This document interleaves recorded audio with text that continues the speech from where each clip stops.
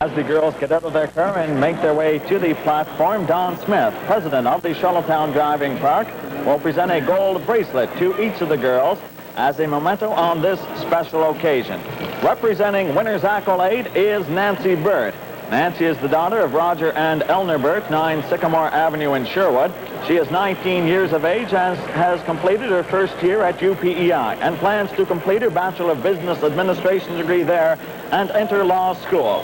Nancy Burt, she represents Winners Accolade. Representing Volga Will is Joanne Holden. Joanne is the 19-year-old daughter of Mrs. Frank Story and Donald Holden, and she resides at 9 Horton Drive, Bunbury. She has completed 2 years at UPEI and plans to attend Acadia University to obtain a Bachelor of Science degree in psychology. Joanne Holden, she represents Volga Will. Representing Callwood Clipper is Laura McPhail. Laura is the 19-year-old daughter of Blois and Edith McPhail and resides at 3 James Street, Cornwall. She has completed high school and plans to attend university this fall. Laura McPhail, she represents Callwood Clipper. Representing Big Q is Patricia Palmer. Patricia is the 19-year-old daughter of Lloyd and Marion Palmer Bunbury, a second-year student at Ryerson Polytechnical Institute in Toronto. Patricia is studying for a career in fashion design. Patricia Palmer, she represents Big Q. Representing Autopilot is Bethany Stevens. Bethany is the daughter of Jack and Azella Stevens, 88 Trafalgar Street here in Charlottetown. She is 18 years old and is a first-year dental hygiene student at Dalhousie University.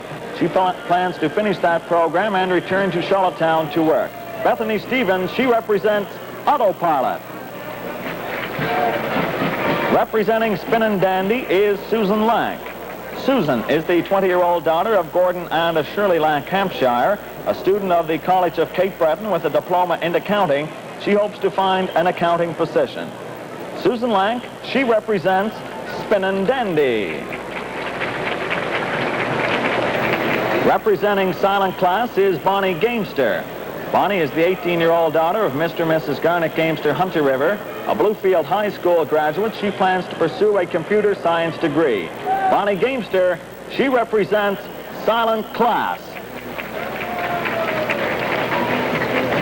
Representing Miracle Report is Pamela Flanagan. Pamela is the daughter of Shirley Flanagan and the late James Flanagan and resides at 18 Summer Street, Charlottetown. A first-year student at the College of Cape Breton, she plans a career in marketing, possibly in the hospitality industry. Pam Flanagan, she represents Miracle Report. Ladies and gentlemen, let's have a great Charlottetown welcome for the 1983 Gold Cup and Saucer Girls. Racing second, Gold World Silent Class Winners Accolade eyes the outside fourth. Autopilot racing a fifth. They race by the half, minute 1/5. They race on by the 5/8. It's Callwood Clipper with the lead. Has it by a length and a half. Gold World second. Silent Class on the outside third. Here comes Autopilot now to the outside for the Winners Accolade. They race to the 3/4. It's Callwood Clipper racing second. Gold Winners Accolade up on the outside. They race on by the 3/4. It's Callwood Clipper. Here comes Winners Accolade on the outside. Gold World. Silent Class 1:30 and 2 by the 3/4. They have an eighth of a mile left to go. It's Callwood Clipper. Winners Accolade coming up on the outside. Gold World. They swing off the 7/8 turn for home. Winners Accolade on the outside. Callwood Clipper. They race neck and neck, toe to toe. Winners Accolade. Callwood Clipper. Right down the wire. Gonna be Callwood Clipper or Winners Accolade. It's very close at the wire. For the top, because them fellows, like, they showed that they could leave and they can set up pretty fast half with no effort. So if you're sitting 2 past coming to the half, you're going to be pretty darn happy lad. Oh, I certainly will. I wouldn't be in a hurry to move. Like Macdonald says, the horse that beats me, Callwood Clipper's going to have to break 2 minutes. Can Silent Class do that? If we get the right night. Well, he's got a shot at it. Like, He won last year 3 trips, and they were all better than 2-1, 2 minutes and 2, 2 minutes and 3, and 2 minutes and 4. So he was knocking last year, and I hope that this year he's coming to top form. Well, yes, he seems to be getting better his last few starts, and I think he's starting to peak now, and I'm hoping he's reaching the big point this Saturday. What kind of a race are you going to be looking for? The Bearcats are sitting 5 and 6, maybe even 4, 5 and 6 as far as levers are concerned. Well, it's hard to tell in a horse race, Roger. You never know till you get into that first turn what's going on. You just leave out of there and take it from there. The big race like that, everybody's going to be gunning. You're just going to have to play it by ear, I think. I don't think there's any strategy in this race at all. Yeah, the horse was sick most of the summer, and he was kind of the underdog in these free-for-all ranks. And I just feel right now that the horse is coming into his own right now, and I feel he'll put on as good a showing as any in the race. I think he's as good as any in the race. Getting out of 4, you've got an advantage. You've got a couple of speedsters coming behind you and a couple on the outside of you. Now, how are you going to rate the race? Oh, it's hard to say how the race is going to go right yet, but I would say by the way the race looks like, if they get a good night and everything goes right, I think they'll break 2 minutes because of the way the positions are, you know, the way the horses have drawn. He's not a bad horse. I think he'll give them a run. What about the 5-hole? Is that going to hurt you getting into the turn? His is pretty good. It's a long way out, really, but there's a couple in the inside can leave. We'll just have to take a look at it when the wings close, I guess. What's the strategy for you? Well, we'll see if we can go as far and as fast and hope for the best, I guess. The big colt. He takes a little room and stuff. You get him in gear, he's only 3-year-old. And, but he's a real nice horse. He's not like probably as handy as a little small horse, but he can go fast. Now, is the 6-hole going to hurt you? He seems to favor the 6-hole. At least the draws have been that way the last while. He draws out there a lot. Somebody's got to be there. I'd sooner be there than the back there. What about Miracle Report? Do you see him as being your rough competition getting to that quarter? Because I imagine you're going to want to go as quick and as far as you can, as fast as you can to get to top. Well, you got to go out and see what's going on. Miracle Report, he's a good horse. He showed it here the other night. He just ran away in 2 minutes. And if he leaves as good as he left the other night, he'd be ahead of you for a pace anyway. Well, I said before the draw that the only 2 positions I didn't want were 7 or 8. Mainly because he's never trailed before in his life. There's only one trailing horse, and that's a 10 horse up there, and that's in the trifecta races, and he's never had the 10 hole. But he's never trailed, and I don't know how he'll handle it. I just would like to have him on the gate because, you know, he's kind of a big fella and he likes to kind of ramble, you know. But somebody had to get it. How do you change your strategy now? Do you kind of wait till they get by the quarter on heading through the stretch, and then you're going to have to start making a move because every second's going to count? Well, it just depends how fast they go the quarter. You know, if they go real fast first quarter, then you don't have to move as early. I mean, if they back up... Here they come. They're off, and a Miracle Report and a Spinning Dandy battle for the lead into the turn. Silent Class are racing third. They're 3 wide as they race to the 8th. Spinning Dandy, Miracle Report, they go to a break. They race on up the backstretch to the opening quarter. It's Silent Class with the lead. Bulgawell racing second. Callwood Clipper up on the outside third. They're racing to the opening quarter. It's Silent Class with the lead. On the outside, Callwood Clipper second. Bulgawell racing third. Winners Acolade sits fourth from 5, Big Hugh. And it's Autopilot, Spinning Dandy, Miracle Report trails. 29 and 2 by the opening quarter. They come off the turn racing for the half. It's Callwood Clipper with the lead. Silent Class racing second. Bulgawell third. Here comes Winners Accolade now to the outside fourth. Big Hugh following fifth. Racing through the stretch for the half. It's Callwood Clipper. Winners Accolade on the outside second. Silent Class. They race by the half. Winners Accolade to the top. Callwood Clipper racing second. Silent Class. Big Hugh on the outside fourth. Bulgawell fifth. They race by the half a minute flat. Racing into the turn to the 5/8. Callwood Clipper. Winners Accolade race neck and neck. Silent Class racing third. Big Hugh. They race to the 3/4. Winners Accolade to the top. Here comes Silent Class on the outside second. Callwood Clipper. Big Hugh on the outside fourth. They race by the 3/4. Winners Accolade with the lead. Silent Class now to the outside second. Here comes Big Hugh Autopilot wide fourth. Racing by the 3/4 on to the 7/8. It's winner's Acolade. Here comes Silent Class on the outside. They have an eighth of a mile left to go. On the outside, Silent Class racing second, winner's Acolade. Here comes Autopilot. They race through the stretch. Silent Class, Autopilot on the outside. Right down to the wire. It's going to be Silent Class, Autopilot, Big Joe, winner's Acolade, Callwood Clipper, Volgawell, Spinning Dandy, and the Miracle Report. Gold Cup and Saucer over at the driving park for 1983. And Silent Class getting under the wire first. He went to a break, and we could possibly have a setback as Autopilot was lapped on the winner. And we have a trip in 2:01 and 2. From the Charlottetown Driving Park, this is Kevin Gallant with Old Home Week Racing. Ladies and gentlemen, with me is a very happy youngster, Bonnie Gamester. She is the daughter of Mr. and Mrs. Garnet Gamester of Hunter River. Now, did you ever think that the two-horse was going to win this race? No. I can't believe it, really. I just can't believe it. Marcel, he was telling me before that he didn't think he might win, and then later on he said he felt lucky, so I don't know what to think. Yeah, I'm just excited. Oh, God. What has the week been like being one of the Gold Cup and Saucer girls? A real experience. I'm real glad. I mean, it's been the parties, like the luncheons and everything. You learn a real lot, and it's been really great. You met 7 new friends this week as well? True.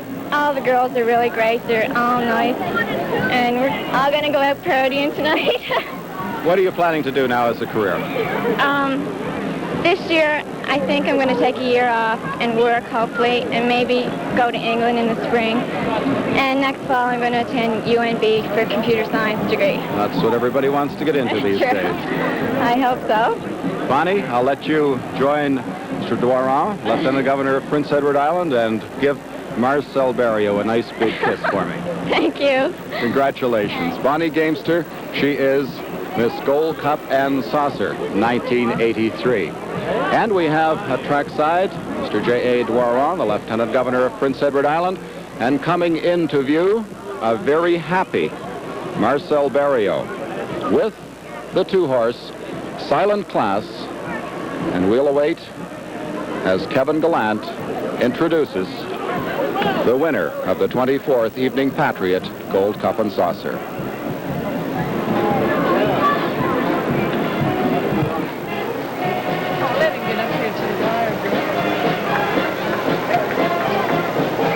To the wires, unofficial winner of race 10, the Gold Cup and Saucer, pace your number 2 entry, Silent Class.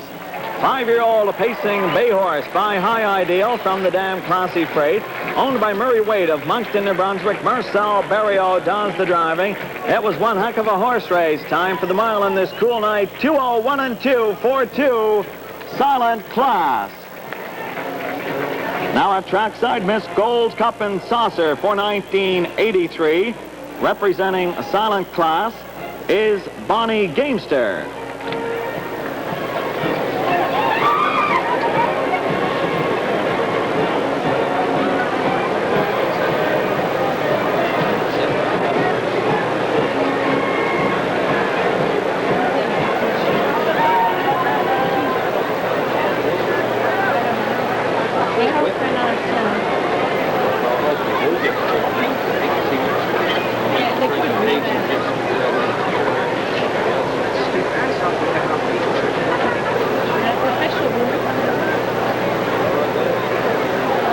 Now the Gold Cup and Saucer Cooler being presented by Stuart Fickerson on behalf of the Evening Patriot, along with Lieutenant Governor J.A. Doiron. Once again, Silent Class winning the 1983 Gold Cup and Saucer, 2:01 and 2. You had a shot at this. How's it feel? Oh, just great. Just great. It's, I don't know, it's great. That's all I can tell you. You're shaking. Well, I know it's over now, and I think I won it. So I got a good reason to be shaking. You've tried for this for quite a while.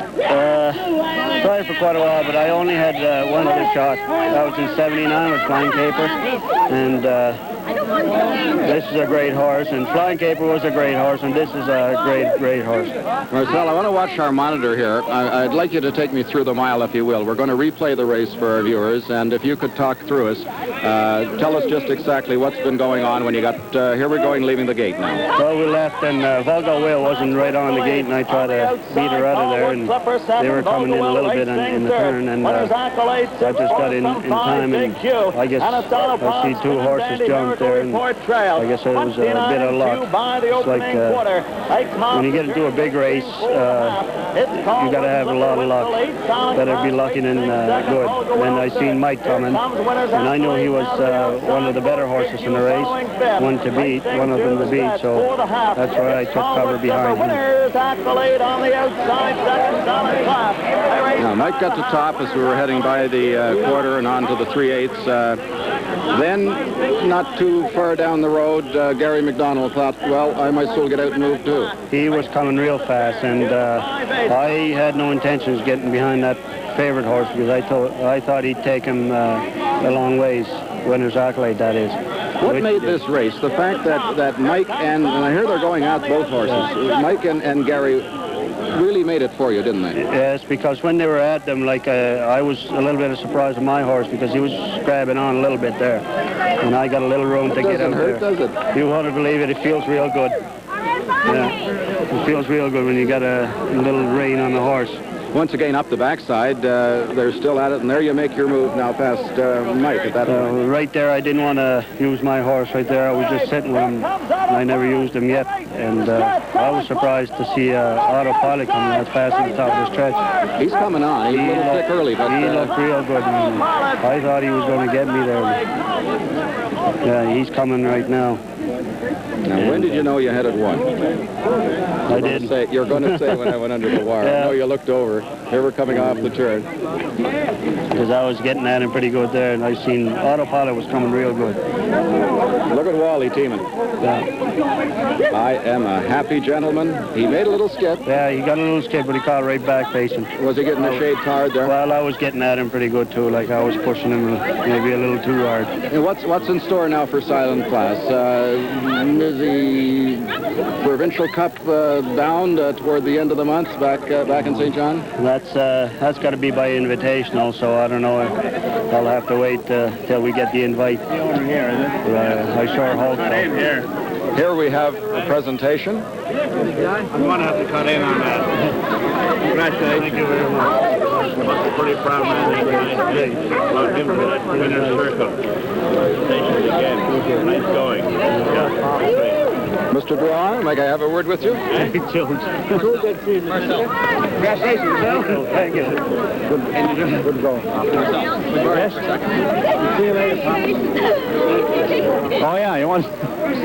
With me, the Lieutenant Governor of Prince Edward Island, J.A. Dwyer. You make a few trips to events. Oh, I think tonight was really outstanding because I think everybody was worried probably, first of all, through the week because of the weather.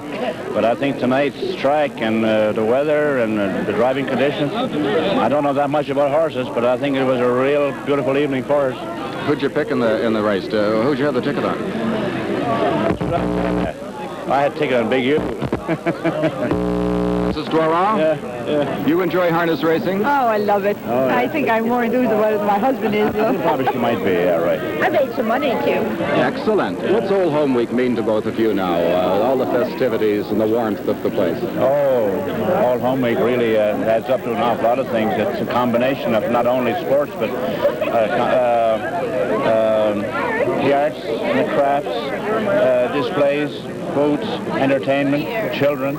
You know, it involves just about everybody, all islanders, I think. Everyone's got a smile on their face. I think it's meeting old friends, too, and I think people getting together, and I think so. Tonight's race has to be the culmination, I think, of so many good things that go on throughout the year. It has certainly been a pleasure speaking with you. Come back to the Charlottetown Driving Park whenever you like. Thanks, Roger. Okay. I was Lieutenant Governor J.A. Dwyer and Mrs. Dwyer. I'm going to try and win my way through the crowd here and speak with Premier James Lee. We'll have a see if he's got a ticket here. know if we can get back there. Mr. Lee? Problem. Not easy.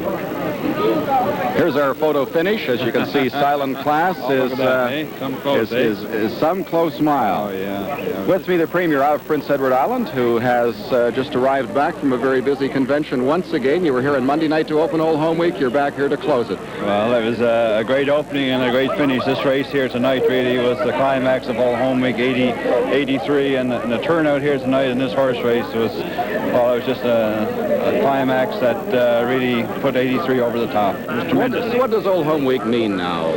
Well, it only means one thing to me. That's all Islanders having just one heck of a great time all week long, and this driving park here and the way it has come ahead in the past year or two, and the new owners and new directors have really put a lot into it, and I think with the start that they have made here already, the next couple of years we're number one now, but we're going to be so far ahead of the rest of the tracks in the Maritimes it's not even going to be funny. Did you have a ticket on number 2? No, I couldn't get down the 10th race, so I saved my $2. Thank you for joining with us tonight, and all the best to you.